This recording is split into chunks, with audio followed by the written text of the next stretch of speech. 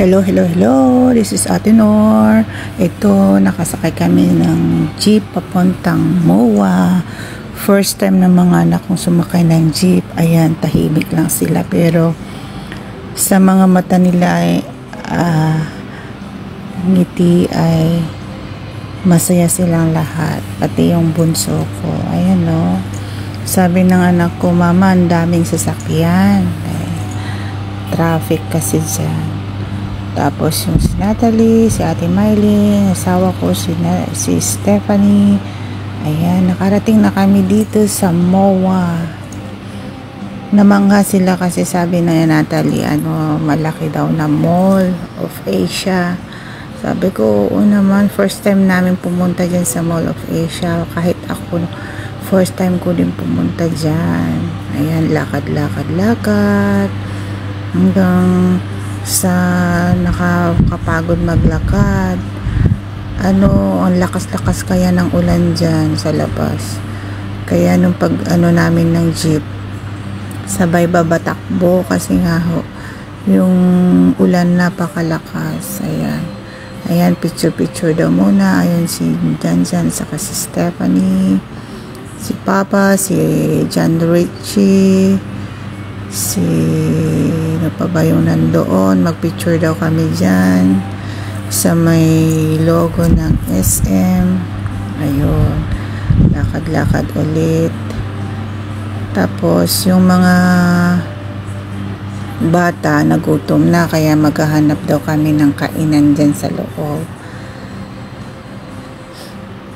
Madulas din yung mga floor kasi siyempre maulan. Ayan, lingon-lingon sila. Ang laki pala yung Mall of Asia na yan. Happy si Natalie, kada video picture. Ayan. Yung bunso ko naman, pag tamad maglakad, ayaw niya maglakad. Tired daw siya. Kaya yon binubuhat na lamang nila. Ni Janjan at saka si Papa niya. Sabi ni Papa niya, try mong maglakad. Pero maya-maya kaunti, ayaw na naman niya maglakad. Papakarga ulit yan. So, kakargahin na naman ni Janjan. Pakabigat na rin niya kasi lumalaki na si Stephanie. Ayun si Ading, si Janjan, si Stephanie, si Papa. Ayun. Linibot lang namin dun sa gitna. Nakakapagod din maglibot dyan sa Mall of Asia kasi maluwag. Hindi kayang pasyalan ng isang araw siguro yan kasi malaki. Siyempre, lingon-lingon sa sa paligid, magaganda, ang daming mga paninda. Ayan tingnan nyo ang lakas ng ulan. Mahangin yan. Diyan kami sa may parang yung walkway nila na hallway. Doon kami sa labas, sa may hangin, sa may bridge yan. Diyan kami nagtambay. Titignan namin ang labas. Malakas talaga ang hangin, pati ulan. Pero hindi naman nagtagal. Ayun ang kanilang Ferris wheel. Magsi 6 PM na kasi dyan. Kaya palubog na yung araw. Sunset. Ayun ang ganda ng Mall of Asia ang haba. Ang dami ding mga sasakyan na dadaan kahit na maulan. Ayan ang ganda dyan. Gustong-gusto ni natin mapuntahan ang Mall of Asia. Kaya napilitan kaming pumunta dyan sa Manila instead na doon na lamang kami sa La Union. Kasi sa La Union naman marami naman pasyalan doon. May Robinsons din kami sa La Union. May mga pasyalan din sa Thunderbird Resorts. Hindi pa kami nakapunta doon. And si Stephanie naglalaro. Gustong-gusto niya yung Music Tower. Tuwang-tuwa yung batang yan kasi ngayon dyan lang siya nakatry ng makaranas ng maglarong ganyan. Kasi dito naman kami doon naman kami sa Brunei, hindi naman kami nalabas at naglalaro sa mga ganyan. Kaya dito sa Pilipinas, dyan na siya nakaranas ng ganyan. Tuwang-tuwa yung batang yan.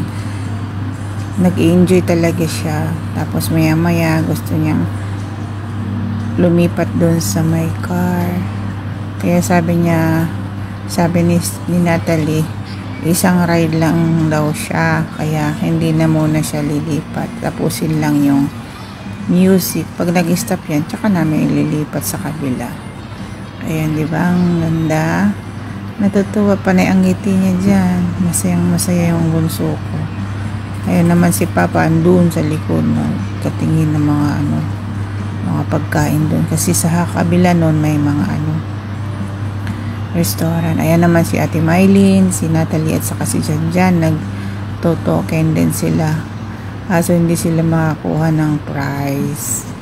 Mahirap daw, sabi ni Natalie, na totoo. Nawiwili din yung batang yan. Panay ang picture, panay ang video. Gusto rin maglaro ng mga tokens. Yan. Pero may nakuha siyang chips. Yung maliit lang na chips. Yan ang prize niya kanina. Ayan si Stephanie. Tagal naman yan, Stephanie. Naantok naman. Napakinggan niya yung tunog. Kung tumutunog ba talaga yung kanyang pinipindot-pindot. Pero parang props lang naman yun eh. Hindi talaga mapindot yun. Basta pakinggan lang yung music. Ayan. Lumipat na naman yung tatlo dun sa kabilang token. Lalaro ulit sila. Si Ate Mylene, ako, tsaka si Papa doon sa likod ko. Ayan, nag-stop na, ililipat ulit daw doon sa may car. Ayan, tuwang-tuwa yung bunso. First time niya lang talagang makasakay ng ganyan dito sa Pilipinas. Ayan. Malaki pala ang Mall of Asia. Kung hindi lamang naulan, siguro aandar yung Ferris wheel doon sa likod para makapaglaro naman mga bata. Ang bakasyon namin sa Pilipinas, dito sa Pilipinas, rainy season, kaya hindi na-enjoy yung pamamasyal namin kasi siyempre malakas ang ulan. Kaya pa-mall-mall na lang kami. Diyan na lang kami sa mall. Ayan si Natalie. Yan, binibidyo ang pinipicture ng kapatid niya. Kaya, yun, tuwang-tuwa naman yung bunso. Nag-i-enjoy siya dyan sa rides. Pagkatapos niya, napagod na sila. Kaya lilipat na naman kami sa kabila. Ayan. Yung yung si Natalie, naubos na yung kanyang token. Nag-stop na siyang maglaro. Ay, si baby, iniikot-ikot yung kanyang monobela ng car niya. Yan. Tuwang-tuwa talaga yan. Smile lang. Pero yan yung batang hindi siya makulit, hindi siya maingay maglaro. Tahimik lang, pangiti-ngiti lang siya. Takip-takip ang mukha. Mahiyain din kasi ang batang yan. Hindi masyadong exposed sa labas. Kasi nga naman sa Brunei, lagi lang naman kami sa bahay. Minsan lumalabas sa grocery lang. Minsan hahatid namin ng kapatid niya sa school. Balik na naman ulit sa bahay. Ganon lang. Hindi naman kami yung tipong na laging lumalabas sa bahay. Ayun si Papa. Tuwang-tuwa yan din. Yan yung bunso niyang paborito niyang bunso. Yan, mahal na mahal niya mga anak niya. Yan si Rachel saka si Ate Mylene. Yan si Natalie. May nakuha siyang prize. Ayan, nagutom. Pagkatapos naglaro sa taas, bumaba, nagutom. Pumunta dyan sa restaurant. Yan, nakapag-order na po kami. Ayan, si Stephanie. Si Papa yung nasa tabi. Tapos si Papa, puro ganyan na lang, parang malungkot. Si Janjan, si Ate Mylene, si Baby Steve, si Natalie, tapos si John Richie, Ate Mylene, si Janjan. Ayan, tingin-tingin sa menu kung masarap ba talaga ang luto nila dyan. Ayan, nakapag-order na din. Hinihintay na lang namin. Ang daming choices, yung mga soup, ganyan. Ayun, nauna yung, ayan, dumating na ang kanilang mami. Soup, wonton soup yata yun. Tapos chicken, beef, yung soup, yung green yan. Tapos may iced tea, tubig, ayan, kain na tayo. Nagutom na ang mga person. Ayan, after talagang gutom, simot lahat, walang natira, oh. Ayan, pumunta kami sa SM. Naghanap kami ng mga souvenir. Ang gaganda ng mga ano dyan, oh. Puro pa Pilipina talaga, Philippines na obra maestra, yung mga kanilang mga bowl dyan. Magaganda rin yung kanilang ano, mga t-shirt. Makasale sila, kaso nga lang nakabili na ako dun sa Baclaran ng yung t-shirt. Ayan, yung mga souvenir nila ang gaganda, o mga baul, kaso nga lang mahal. Mga Pilipiniana, ang daming magaganda dyan, no? Ayan, si Ate Mylene, ako.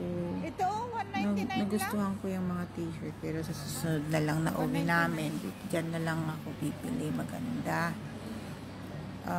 Tingin-tingin din kami ni Ate Mylene, 199, may 299, 249, ganyan. Okay na rin yung makakapal din yung mga tela niyan, mga t-shirt. Ayan, daming bumibili dyan ng mga Pilipiniana. Mga ano yung Pilipiniana nila dyan, organza, tapos pinya.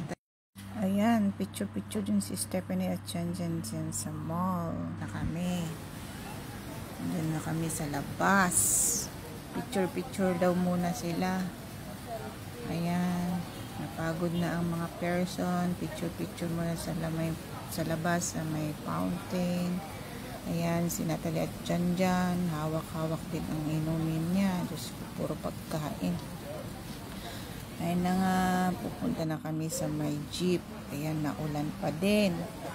Kaya, picture muna habang andyan pa. Kasi ano na yan, alas 7 na yan, 7 o'clock na yata yan. Or, oo, 7 o'clock. Ayan, uwi na kami. Ayan, dalawang magkapatid, tingin-tingin. Ayan, magpicture daw si Stephen at papa niya dyan. Ito, nakasakay na kami ng jeep pa uwi sa aming tinutuluyan. Ayan, pagkahatid na nila Ate Mylene sa amin. Uuwi na rin sila sa Batangas. Gabi na, mag-eat na yan. Kaya, nag-enjoy din mga bata. Ayun. Tuwang-tuwa sila sa jeep. Thank you for watching. Bye-bye. God bless you all. Salamat sa inyong panonood sa aming tour sa Mall of Asia, Philippines.